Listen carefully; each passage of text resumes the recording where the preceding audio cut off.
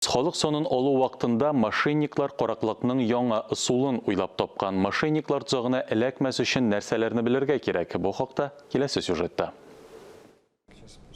Бүтін Россия халық санын алу ахырына якынлаша.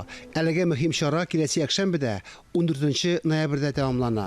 Мошенникларның үзләрен халық санын алучылар дип тәкъдим итеп, кешеләрне алдау, акча яки әйберләрен урлау очраклары теркәлгән. Ичке эшләр министрлыгы сак булырга чакыра. Зур шау-шу куптарган очрак Санкт-Петербургта булган. Онда исәпкә алучылар рәвешендә 2 хатын-кыз 92 яшьлек пенсионерның фатирына кереп 1,5 миллион сум һәм $700 акчасын урлаганнар. Екатеринбургта да 2 карчыкны шулай алдаганнар. Татарстанда мондай очраклар теркәлмәгән. Мошенникларны өчен халык саны алучылардан ничек аерыласың?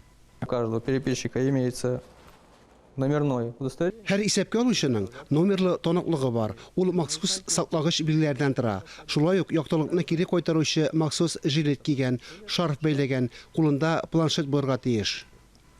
Өчен исәпкә алучы бер кайчанда шәхси характердагы артык сорауларны бирми, аңа мәгълүматны расларга кирәкми. Бары анкетадагы 33 сорау белән сораштыру гына үткәрә. Бу сорауларның тулы исемлеге Бөтен Россия халык санын алуның рәсми сайтында урнаштырылган.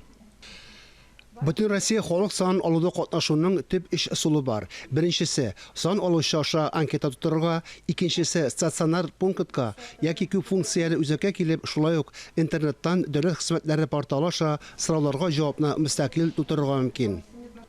Халык сан алучылар исеменнән телефон аша алдалау фактлары да теркәлгән.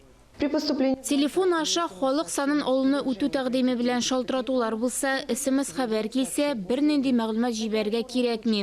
Исәпкә алучылар тарафыннан мәгълүмат алуның мондый формасы файдаланылмый. Халық санын алуда катнашкан өчен акча да алынмый. Исәпкә алучы агитация белән шөгыльләнми, товарлар һәм хезмәтләр тәкъдим итми.